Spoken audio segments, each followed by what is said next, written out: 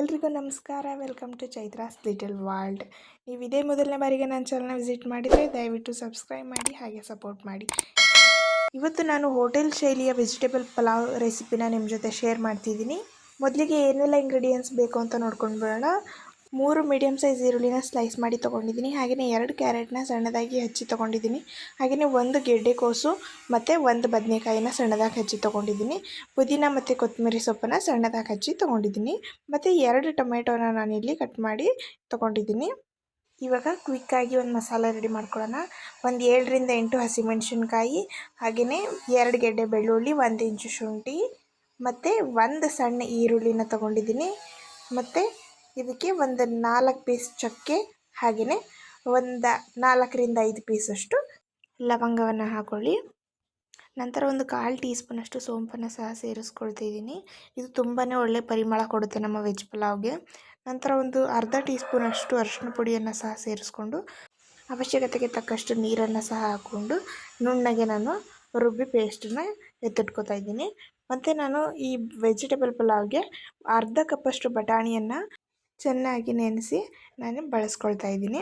ನಾವು ಪಲಾವ್ಗೆ ಒಗ್ಗರಣೆ ಹಾಕೋಕ್ಕಿಂತ ಮುಂಚೆನೇ ನಾವು ಎಷ್ಟು ಗ್ಲಾಸ್ ಅಕ್ಕಿನ ಬಳಸ್ಕೊಳ್ತೀವೋ ಅಷ್ಟನ್ನು ನಾವು ಹಾಕ್ಕೊಂಡು ಅದಕ್ಕೆ ನೀರನ್ನು ಸೇರಿಸಿ ಉನಿ ಹಾಕಿ ಅದನ್ನು ಸೈಡಲ್ಲಿ ಎತ್ತಿಟ್ಕೊಂಡ್ರೆ ಸಾಕಾಗುತ್ತೆ. ಈಗ ನಾವು ಪಲಾವ್ ಮಾಡುವಂತಹ ಪಾತ್ರೆಯನ್ನು ತೆಗೆದಿಟ್ಕೊಂಡು ಅದನ್ನು ನಾವು ಕಾಯ್ಲಿಕ್ಕೆ ಇಡೋಣ. ನಂತರ ಅದಕ್ಕಾದ ನಂತರ ನಾವು ಎಣ್ಣೆ ಮತ್ತು ತುಪ್ಪವನ್ನು ಸೇರಿಸ್ಕೊಳ್ಬೇಕು. ನಾನಿಲ್ಲಿ 50 ml ಅಷ್ಟು ಎಣ್ಣೆ ಹಾಗೂ 1 ಸ್ಪೂನಷ್ಟು ತುಪ್ಪವನ್ನು ಬಳಸಿದ್ದೀನಿ.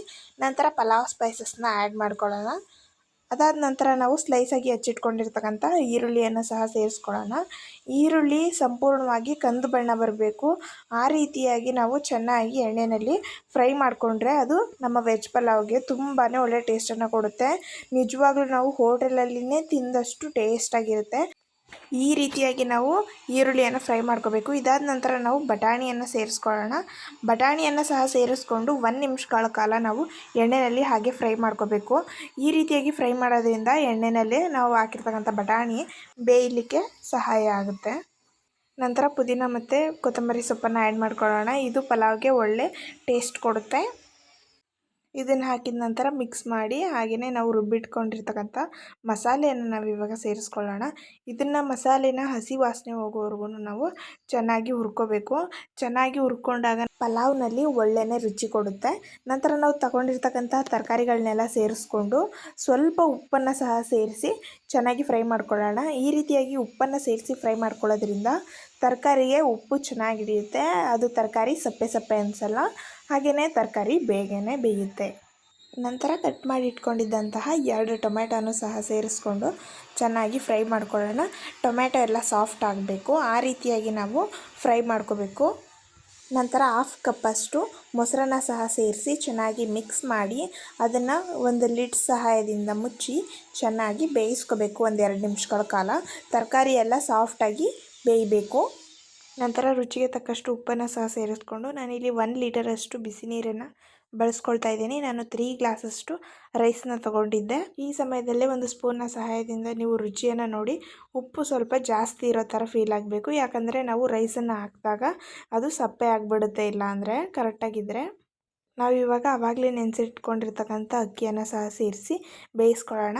ಅಕ್ಕಿ ಎಲ್ಲ ಮೇಲ್ಗಡೆ ಕಾಣ್ ಬರ್ತಾ ಇರಬೇಕು ಈ ರೀತಿಯಾಗಿ. ಆವಾಗ ನಾವು ನಿಂಬೆಹಣ್ಣು ರಸವನ್ನು ಹಾಕ್ಕೊಂಡು ಚೆನ್ನಾಗಿ ಮಿಕ್ಸ್ ಮಾಡಬೇಕು. ಅದಾದ ನಂತರ ಅದನ್ನು ಸಣ್ಣ ಉರಿನಲ್ಲಿ ಬೇಯಲಿಕ್ಕೆ ಬಿಡಬೇಕು. ಒಂದು ಪ್ಲೇಟನ್ನು ಮುಚ್ಚಿ ಅದರ ಮೇಲೆ ಭಾರವಾಗಿರ್ತಕ್ಕಂಥ ವಸ್ತುವನ್ನು ಇಡಿ. ರೀತಿಯಾಗಿ ಮಾಡಿದ 1 ನಿಮಿಷಗಳ ನಂತರದಲ್ಲೇ ನಮ್ಮ ವೆಜಿಟೇಬಲ್ ಪಲಾವ್ ರೆಡಿ ಆಗುತ್ತೆ. ಆ ವೆಜಿಟೇಬಲ್ ಪಲಾವ್ನ ಆವಾಗಲೇ ತೆಗೆದುಬಿಡಬೇಡಿ. ಒಂದು 10 ನಿಮಿಷ ಅದನ್ನು ಹಾಗೆಯೇ ಬಿಡಿ. ನಂತರ ಅದನ್ನು ಓಪನ್ ಮಾಡಿ ಚೆನ್ನಾಗಿ ಮಿಕ್ಸ್ ಮಾಡಿಕೊಂಡು ಸರ್ವ್ ಮಾಡ್ಕೊಳ್ಳಿ. ಈ ರೀತಿಯಾಗಿ ನೀವು ವೆಜಿಟೇಬಲ್ ಪಲಾವ್ನ ಮಾಡಿಕೊಟ್ರೆ ನಾವೇ ಹೋಟೆಲ್ಗೆ ಹೋಗಿದ್ದೀವೋ ಇಲ್ಲ ಹೋಟೆಲ್ಲೇ ನಮ್ಮ ಮನೆಗೆ ಬಂದಿದೆಯೋ ಅಂತ ಖಂಡಿತ ಕಮೆಂಟ್ ಮಾಡ್ತಾರೆ.